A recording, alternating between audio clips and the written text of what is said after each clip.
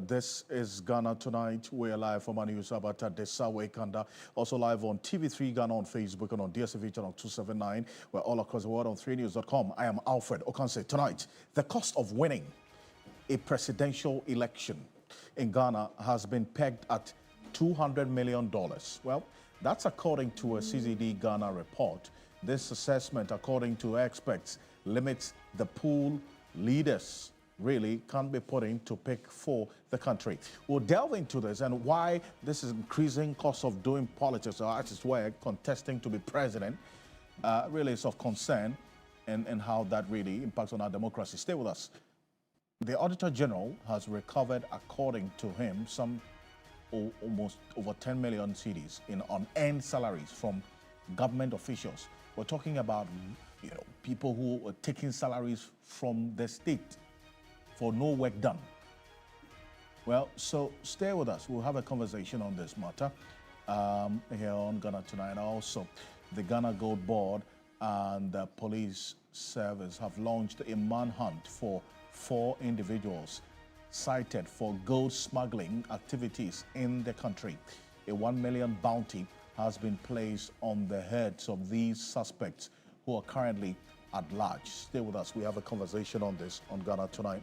You're an integral part of the conversation. Let's hear from you as always. The hashtag we're using is Ghana Tonight on Facebook and on X. Let's get talking.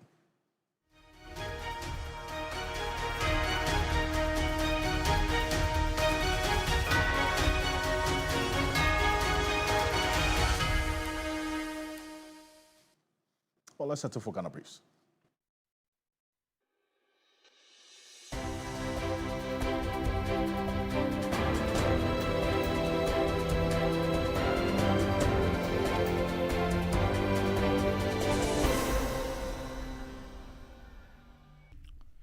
Chief of Staff Julius Deborah has expressed concern over what the rising trend of ethical decay in society, calling for a national effort to deal with corruption in the next 5 years. He is troubled by frequent reports of examination malpractice by students who continue to exhibit unethical behaviors across institutions.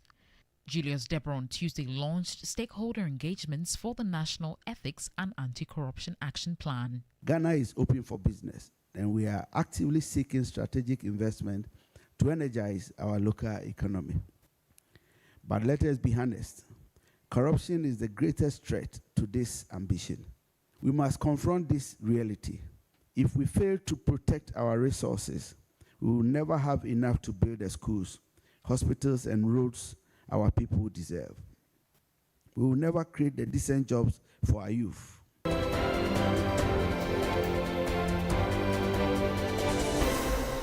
President John Mahama has set a 24-month strict compliance deadline for the completion of the flagship Big Push agenda in the Volta and Greater Accra regions, cutting the sword for the redevelopment of the Atimpoku, Isikuma, Ho, Denu and the Dowenya Afienya Dodowa Road project.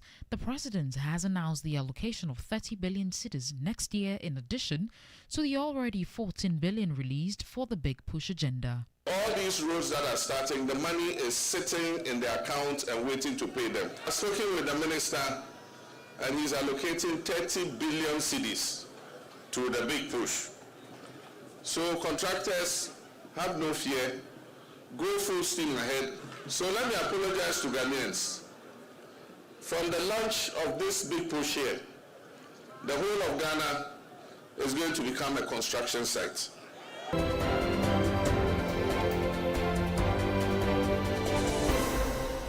1 million cedis bounty has been placed on each of 4 individuals suspected of gold smuggling and illegal gold trading in the country. The Ghana Gold Board and Police Service are conducting a nationwide manhunt for these suspects. According to Gold Board CEO Sami Jemfi, the gold seized from the suspects amount to 10 million cedis. Entity called NK Benak Enterprise and its sole proprietor Bernard Nkrumah have been closed down by the Gold Board. All these persons I've mentioned, the 3 suspects already in custody and the 4 persons at large, have all been charged for dealing in gold without authorization, for facilitating gold smuggling, for smuggling gold, for transporting gold without authorization, and for attempting to smuggle gold.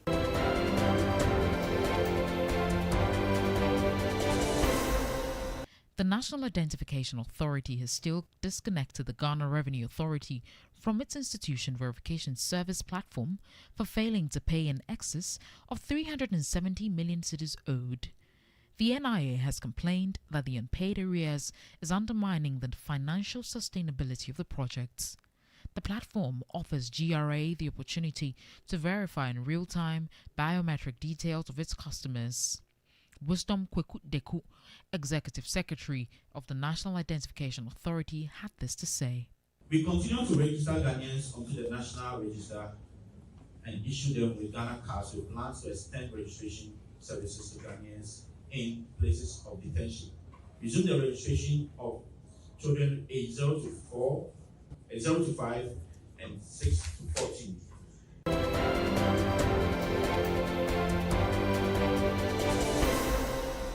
Ghana is making progress in reducing post-harvest losses.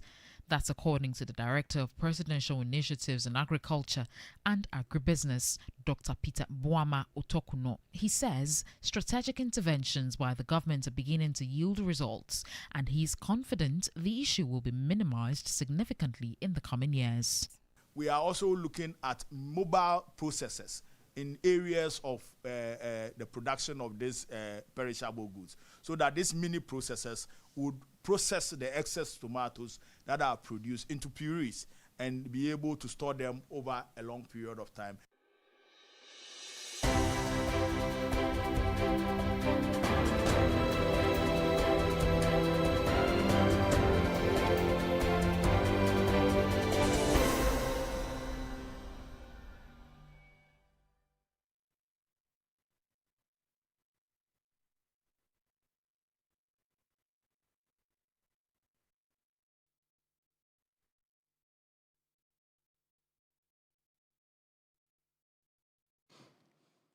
Well, there's more news on 3news.com. Make some time and visit 3news.com.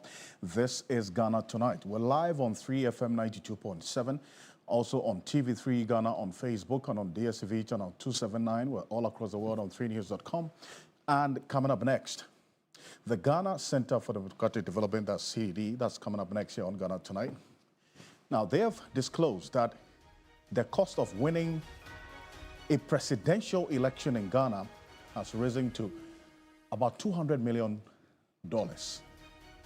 Now, this is sparking some concern about the sustainability and inclusiveness of the country's democracy or the democratic process, and how that also impacts on us, our democracy as a country.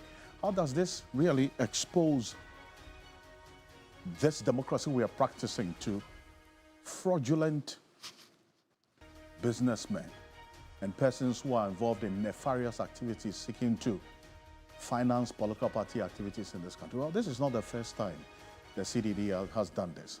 In fact, the last time they put out the report, they pegged the report, that is when it comes to the cost of contesting for presidency, at just a little over 100 million. Right? But the cost is increasing over time. That's where the concern is. At the time, some 3 years ago, they had indicated that some illegal miners, galamsey operators, persons involved in nefarious activities have all been identified as political party financiers. They say in this latest report that the cost of political party campaigns is on the rise. In fact, the recent study by the CDD shows that it costs approximately $100 million, and that's $100 million and 693,000 cedis to effectively, the emphasis is also effectively fund presidential and parliamentary campaigns. So 100 million, and that's for the presidential, and then $693,000. And this is just a conservative figure. It actually could be more. This is what they have found, and we've spoken to some politicians who say that, look, this is conservative. Really, it could be more than what we're talking about now. And now this, based on what they put out now, has doubled to $200 million. And it's affecting the governance of the country, leading to overruns of budgets during an election year, political entrepreneurs who are holding politicians to ransom to award dubious contracts, because really, there's no Father Christmas out there. When they put in their money as businessmen, they would expect some returns as well from whatever investment that they have made. And the promises that are given to them by these politicians. So what happens next? They talk about, and this is the question that the CDD is asking, that are the revelations from the NPP flag bearer race worth reflecting on, or it's politicking as usual? This is the CDD. They asked this question as part of this research. They use the flag bearer race of the NPP ahead of the 2024 elections as a reference point to some of the revelations they captured in this report. They say, is it really worth reflecting, or is just politics as usual? That's the question that they asked. And this is why they asked this question, right? They reference a number of comments made by some of the aspirants. There were claims of incidents of vote buying in the lead up to the presidential primaries. Kenneth Japon's camp alleged that Dr. Bawumia's camp has given some 100,000 cedis, alleged, to party chairman. Kenneth Japon, during his campaign in Sagnerugu, ahead of that's the primaries that elected Dr. Bawumia, also publicly made the allegation of vote buying. And when the constituency chairman denied the allegation, he showed a video to the delegates to buttress his argument. So it's on the basis of this that, and together with the rising cost of politics, as it were, and the presidential campaigns in this country, that they ask fundamental questions of how exposed is our democracy to the impact and the effects of monetization of our politics. Now, let's go into Zoom now. Dr. John Osai-Kwapong is a fellow for democracy and development at the Center for Democratic Development, CDD. They are the authors of this report that I've been talking about.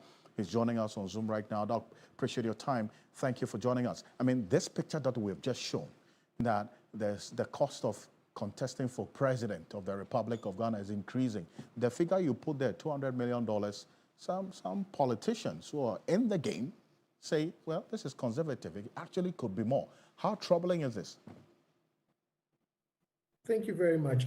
I think it's also very important to quickly put in context that this is a study that was actually done 4 years ago in 2021.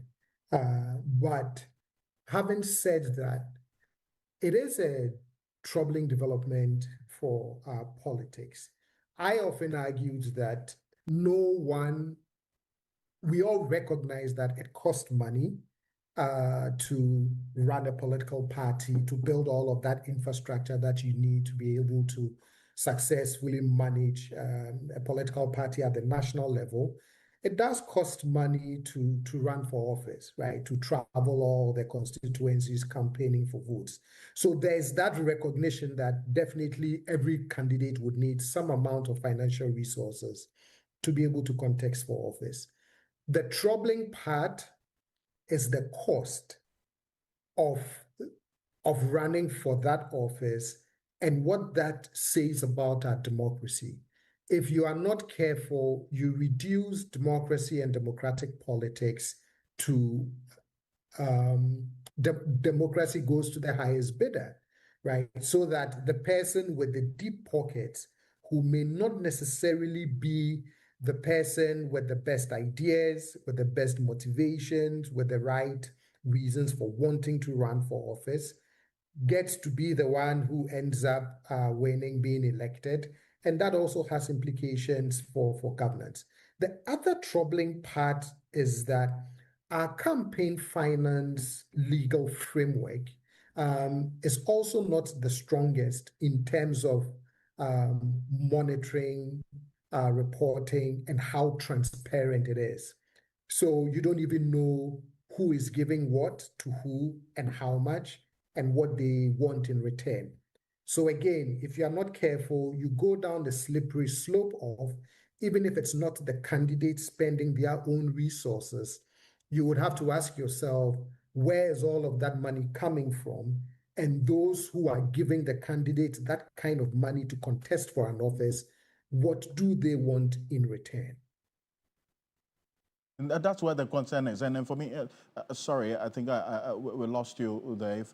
If you can hear me, yes. But you make the point about what these persons will want in return.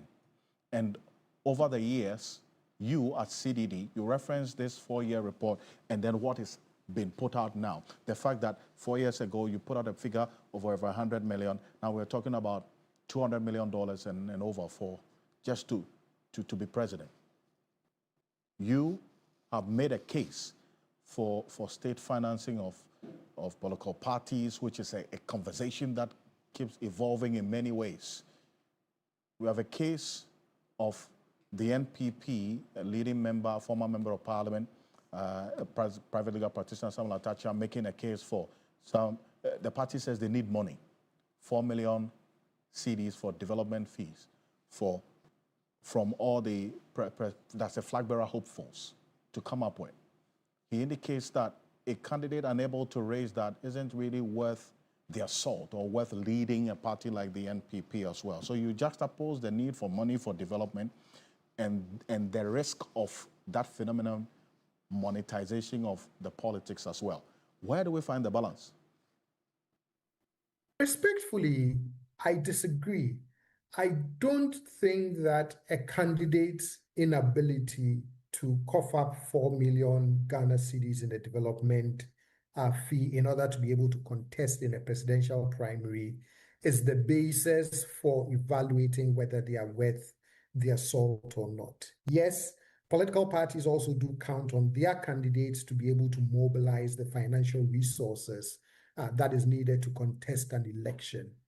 But I don't believe that that is also the only measure of a candidate worth the assault and their ability to lead a political party successfully, not to an election, but beyond an election, to be able to successfully govern the country. So I would be very hesitant to make a connection between, if you can't cough up the $4 million Ghana cedis development fee, then you have no business running in the party's primary. Then essentially, again, we are back to the point that I raised earlier on, that you reduce democratic politics and contestation in party competition to only those who have deep pockets. And that, I think, is very troubling. I see, but I'm going to recall that point that Samuel Atacha made. So you understand the direction he's coming from as well. And then you clearly indicate that you disagree with him. But I'm sure that you will agree with those who also raise concern that this phenomenon of persons, the cost of contesting for presidential and parliamentary elections increasing continuously over the years in this country would create a fertile ground for criminals or persons involved in nefarious activities, illegal mining operators. That's you indicated that Galamsey operators have been financing political party activities in this country. Dr. Sakwapong.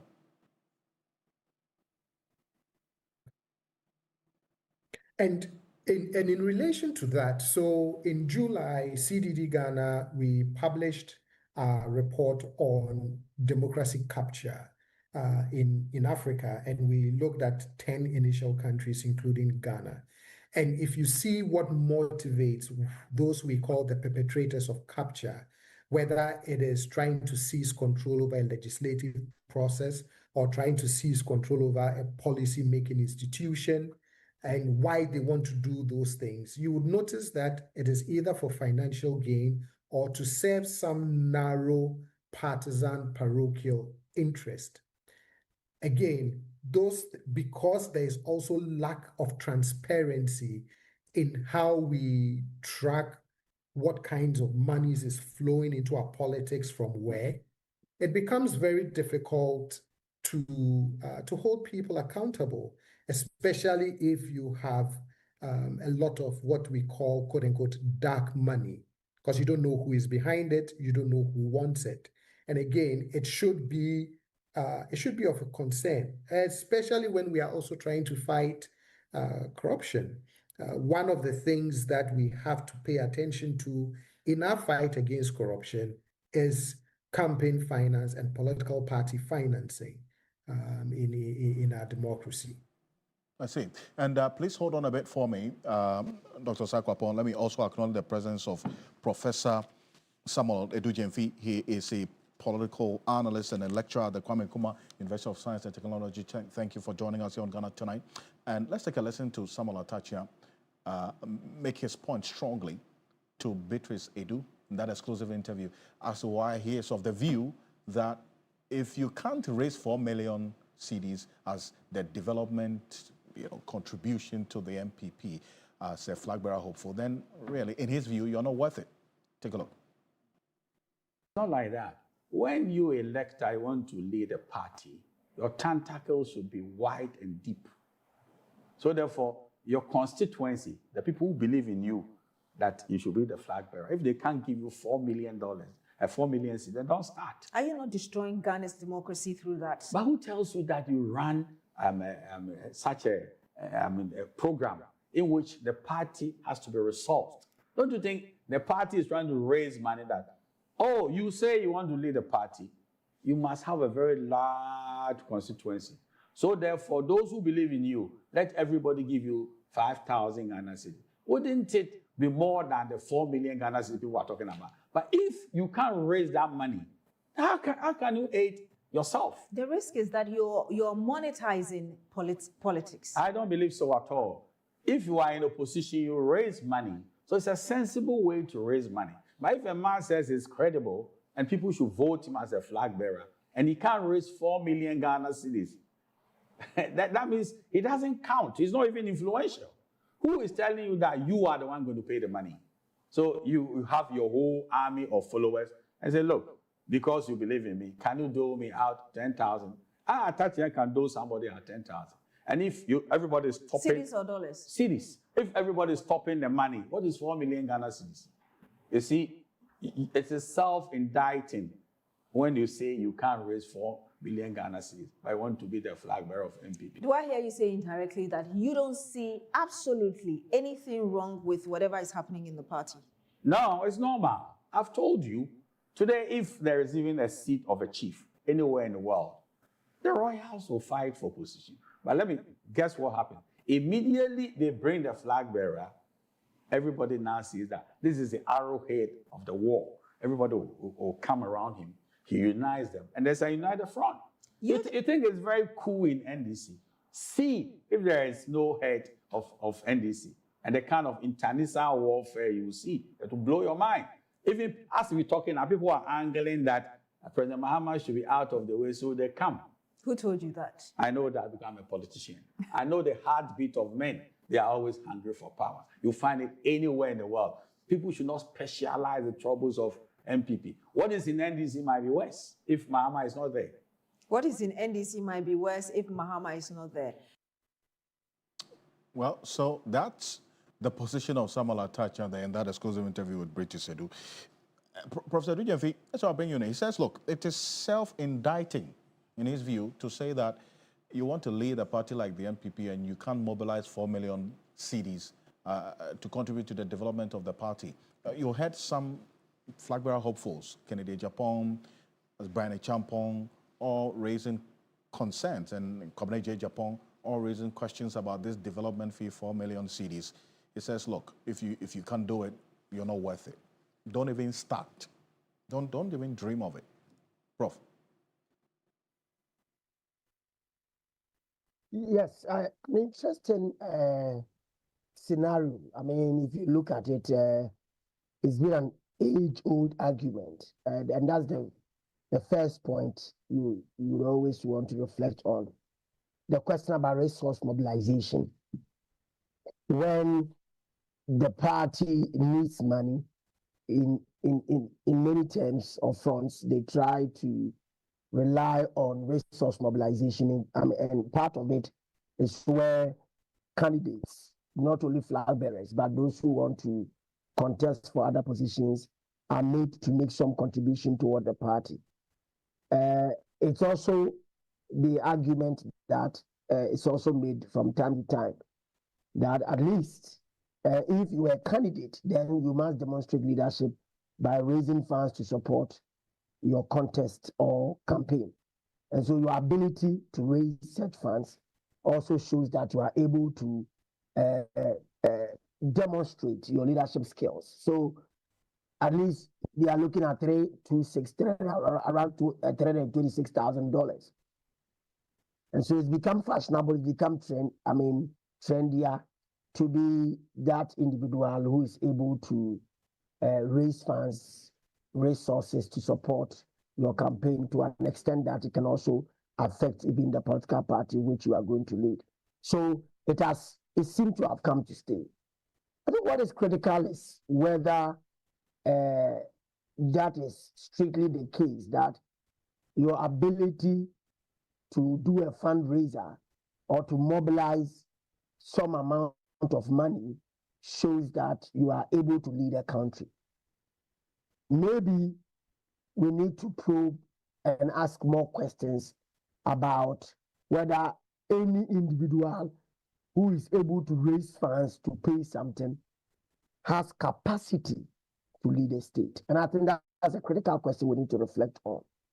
But I do not also take away from Mr. Thatcher the argument that, resource mobilization and mobilization of funds in itself suggests that you have some leadership skills or ability to bring people together or to galvanize some form of support. Should it also be the case that an individual who is not able to raise such money within a short time be precluded from that? So I ran through my thoughts. The first one is the resource mobilization, which is in tandem with teasing out the individual's ability to lead, as put out by lawyer Thatcher. But there's also the possible agenda to displace or remove potential flag bearers from the race, especially those individuals who do not have such money sitting in their accounts or are unable to mobilize those funds within the short moment.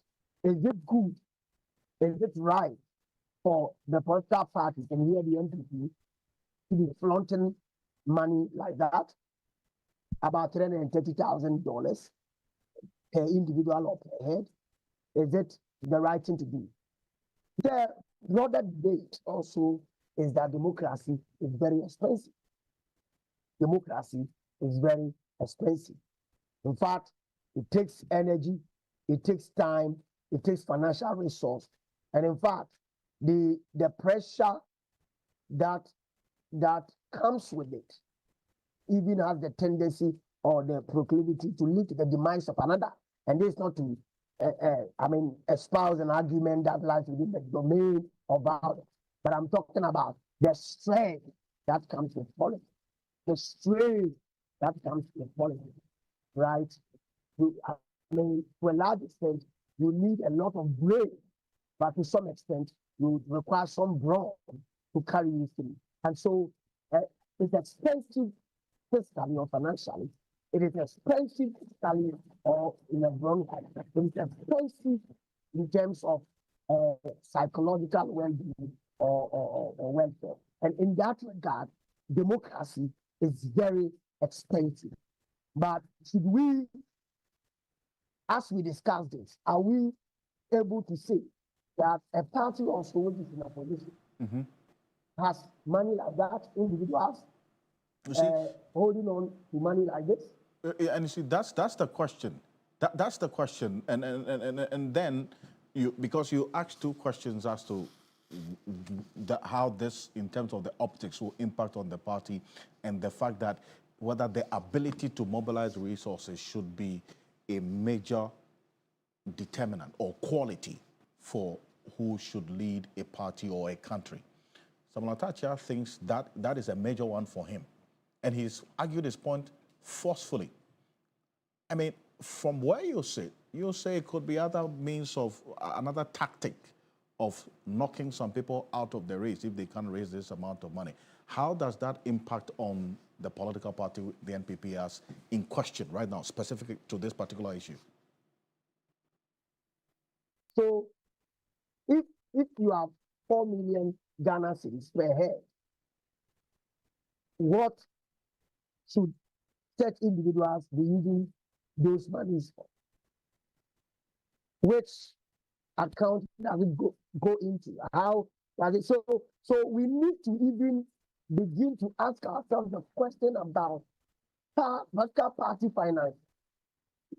Because if these party candidates are going to raise funds, and those who are going to give them those money would want to plow back profit, they become the puppet masters during the day of victory. And when the party is forming a government, they control the government. You have heard about the story of how sometimes drug money filters into the system. You know about political party financing and those questions.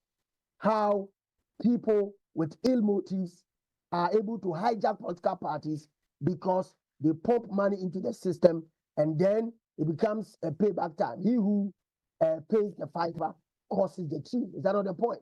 And so once political party financing is overlooked by Ghanaians, and we think that it is only a question about resource mobilization and demonstrating an individual's wit and capacity to be able to raise funds, there are critical questions about corruption that is likely to rear its ugly head. It's also able to cause strange people, cartels, dangerous people to begin to serve as puppet masters within our body politic.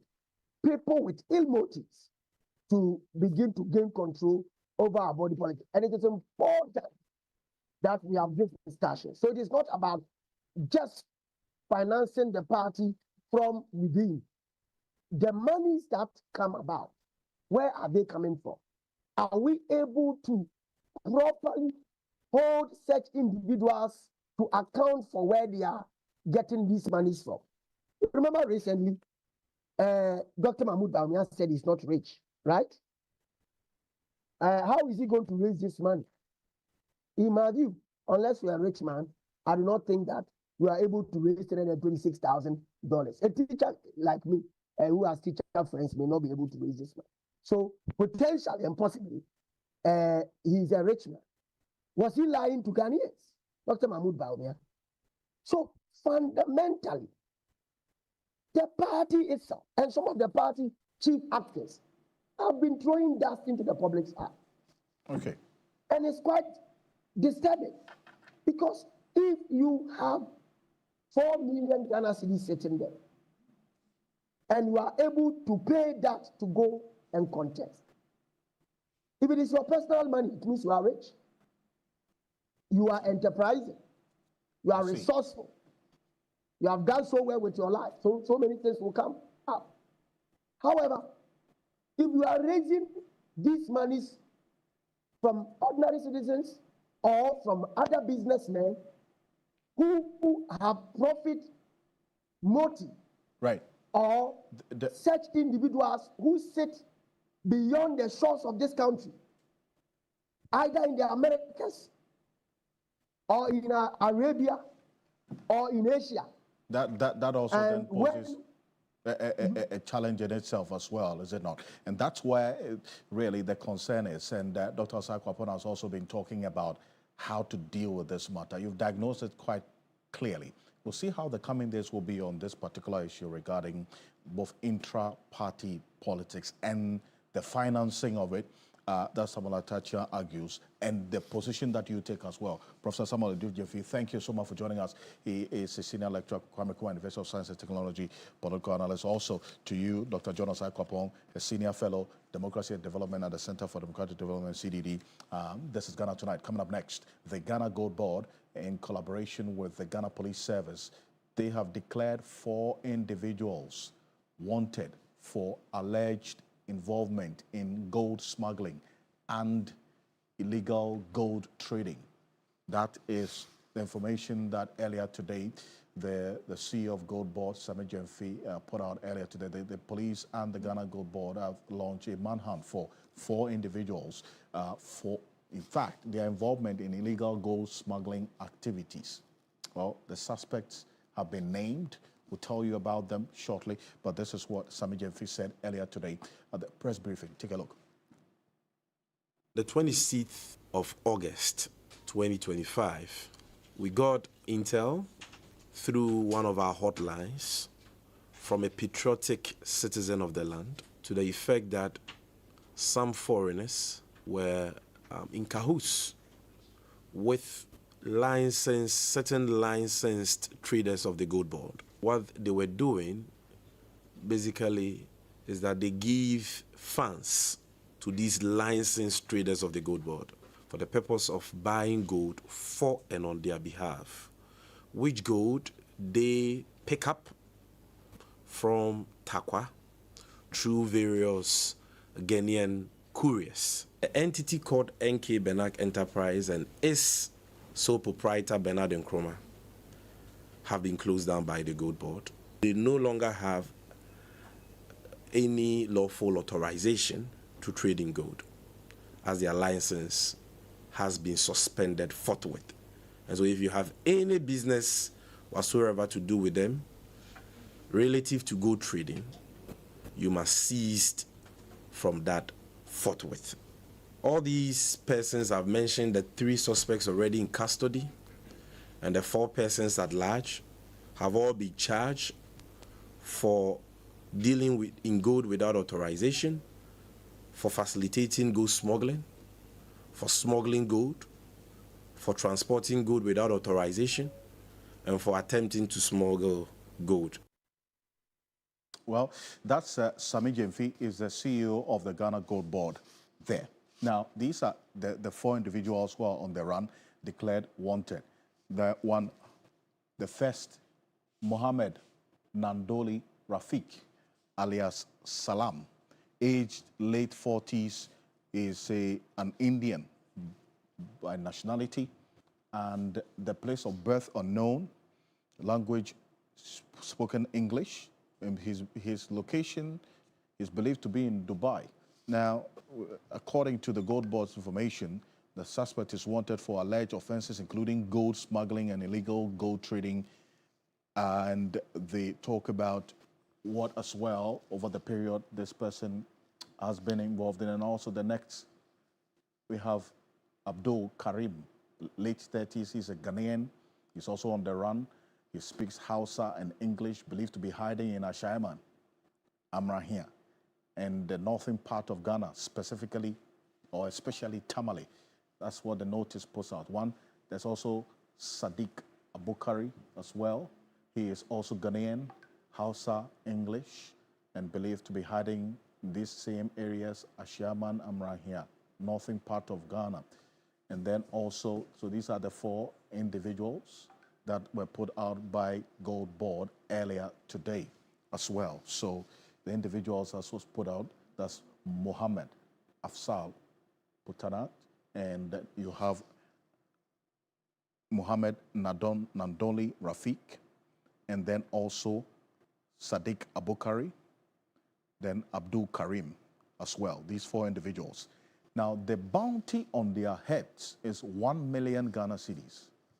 1 million Ghana cedis. And Richard Kumado is a security analyst, is joining us on Zoom right now. Mr. Kumado, thank you for joining us. First of all, I want to find out from you if this bounty is one that is going to do the trick for this, as in the Gold Board and the Ghana Police Service's quest to clamp down on these individuals. Have done some level of assessment and have come to the conclusion that they want to place 1 million booty on their head. Then some will argue that is too small, considering the national security interest of what Gold Board does in this country, particularly in the area of economic development and mining and exportation and purchasing of gold. To that regard, I'm so happy that on this particular occasion, I'm hearing that the good board is working closely with all the security agencies, particularly the police, and they are also working with all the task force in the field, particularly with the National Anti-Galamsey Task Force. It means that they have a lot of investigative resources at their disposal. They also have a lot of intelligence gathering assets at their disposal, and that may explain why they put the 1 million booty on their heads. Let's see the way it plays out. But subsequently, if it becomes very difficult to locate who they are, I'm sure they will make amends and make sure that they speed up location of these people and get them apprehended. Strategy that they are taking now, and as it were, putting this amount of money. In fact, this is the highest we've seen in the not too distant past, isn't it? 1 million cedis. Definitely, yes. That is what I said, that Gold Board is a sensitive organization. And if you look at their role in the national security interest, particularly when it comes to economic development, and particularly also in the area of gold and mining of gold and purchase of gold and exports of the same, they want to raise the bar. And it's also good they are sending the signal early that they are the registered organization or agency when it comes to gold and exportation of gold, so that people will wake up to their responsibility, that if you flout the law, you have the whole of the national security agencies coming after you, and you also have all the National Security Council institutions coming after you. And that makes it very difficult for people to hide. And that may give them some level of leverage. What we need to do is to encourage them to work effectively with the law enforcement agencies, particularly the frontliners, who will help them with intelligence gathering and prosecution in that regard. Looking at the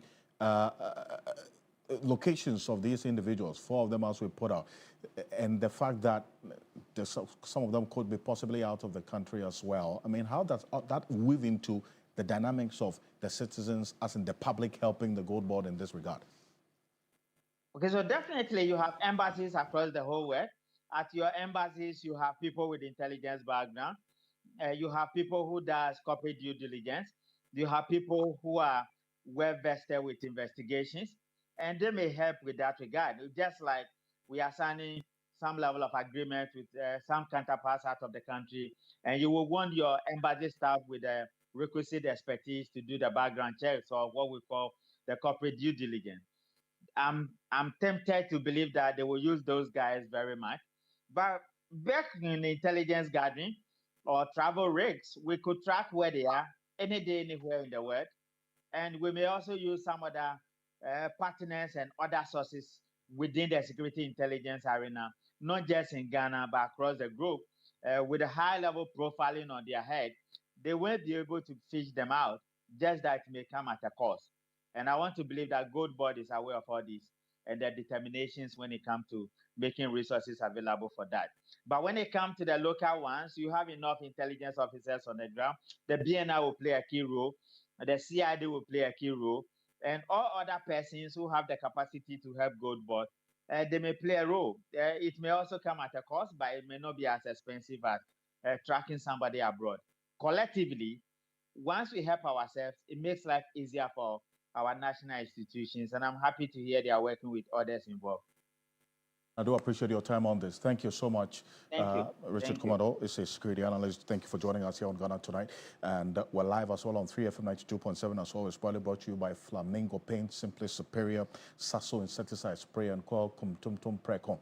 We're back shortly after this quick break here on Ghana Tonight. We're still continuing a conversation.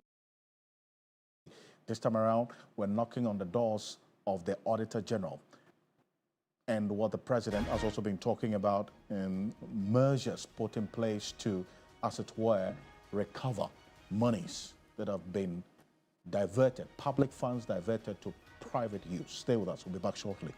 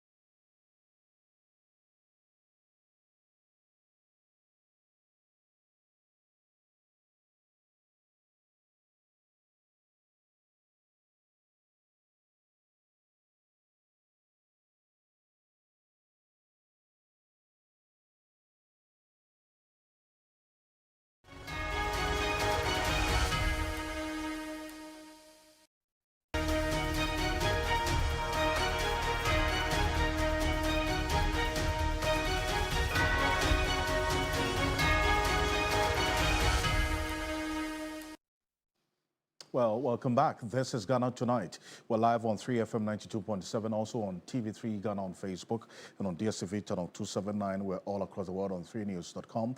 Coming up next here on Ghana Tonight, the Office of the Auditor General has recovered 10 million from individuals, and that's coming up next, who were paid salaries they were not entitled to. That is information. In fact, he said this to the graphic earlier today. Millions, you understand, individuals who were paid these salaries they were not entitled to, remitting the funds into the consolidated fund at the Bank of Ghana. From what we do know, the recoveries made voluntarily by those implicated come and make the ongoing special audit into unearned salaries, a practice that has long drained the public resources. So the Auditor General, Johnson Kwamwa Esiedu, spoke to the Daily Graphic earlier today that the funds were recovered within the past 2 months. 2 months as the audit gained momentum. Within 2 months, they've been able to recover 10 million cedis from persons who were taking salaries that they were not entitled to or that they do not deserve. And this is it. And this audit is covering between 2023 and April 2025.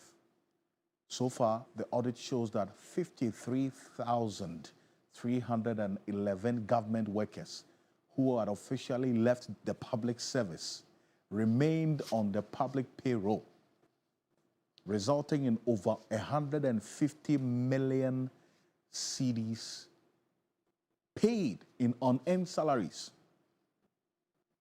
Think about it. 53,311 government workers.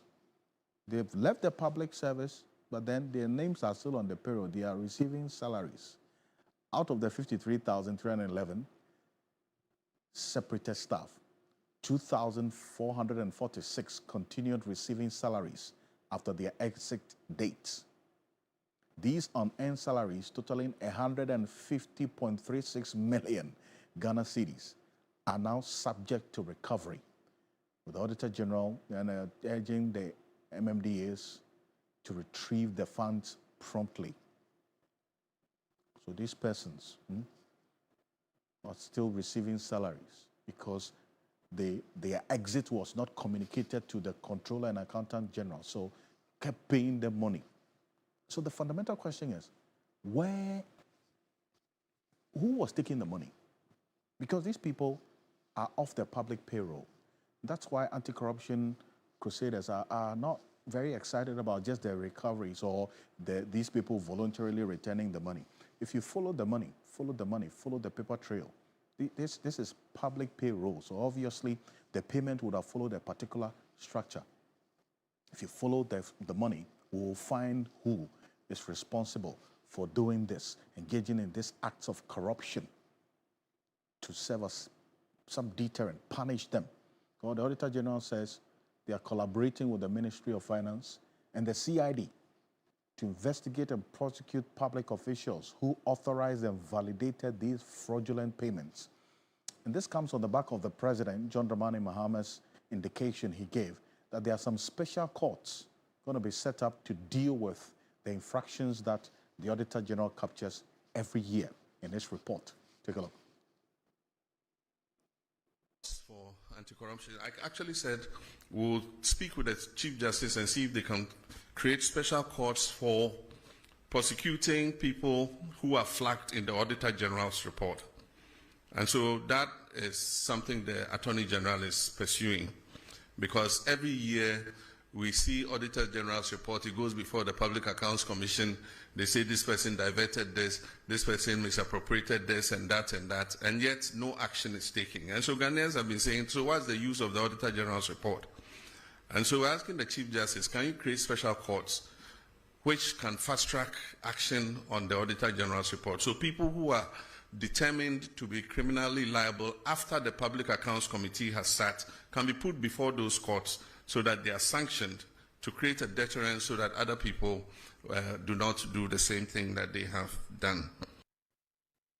The President John Dramani Mahama there. But before we go, there's an update we're getting right now. The scores earlier today, scores of students of the Tamale Technical University sustained various degrees of injury after the students clashed with police personnel during a protest against the management of the school over what they describe as neglect, misappropriation, mismanagement of the school's funds, and unjustified fee increment. Now, the students blocked all entry points of the school and also burnt lorry tires at the administration to register their displeasure. And that's what you're seeing on the screen. This is what happened earlier today. And we're going to show you videos of the students who sustained injuries as a result of this protest earlier today. And my colleague, Christopher Marco, was there, captured it all for us on video. And these police personnel will see there on campus earlier today. It's Christopher Marco, it's our Northern and Savannah regional correspondent joining me on the telephone right now. Chris, what's the update to this? What's the situation on campus right now? Well, I can confirm to you that the situation has been brought under control. The police were able to disperse the crowd. Leadership of the students supported the police in this drive, and as we speak, some level of calm has been restored, but the students are bent on ensuring that management used or channeled their funds or school fees into the purposes for which the monies are being collected. And how about the injured students? And we're going to put that video on the screen right now. How are they doing, and where were they taking for medical attention, if you do know? Yes, so they were hit by rubber bullets that were fired by the police who were on campus to restore calm and order. And as we speak, they have all been treated and discharged, even with those who have sustained serious degrees of injuries. They have also been discharged. Fortunately for them, the school has a hospital, and so they were all taken to the school's hospital where they were appropriately taken care of and discharged. So as we speak, they are all in their hostels as of now. But one thing is that, after, like I mentioned, the students have emphasized that they will not take it any longer. School management must ensure that the money every person taken from them must be accounted for, and they are calling on the education minister to institute a forensic audit on the school. I see. But how about the campus? Any idea of whether security personnel are still on campus as we speak?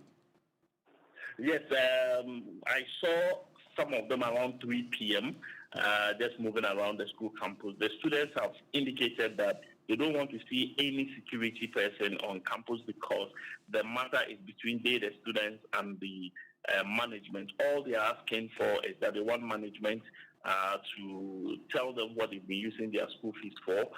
Apart from that, they have never intended to hold any rioting demonstration. All they have told management they wanted to do was a peaceful demonstration, and exactly what they did today, according to them. Chris, appreciate you for this. Thank you so much. Christopher Marco is our Northern and Savannah regional correspondent. On behalf of the rest of the team, we do appreciate your company. Join us same time tomorrow for another conversation. My name is Alfred Ocansey. Have a good night. Ghana Tonight is brought to you by Flamingo Paint. Superior durability, superior hiding, superior coverage, simply superior. Sasso insecticide spray and coil.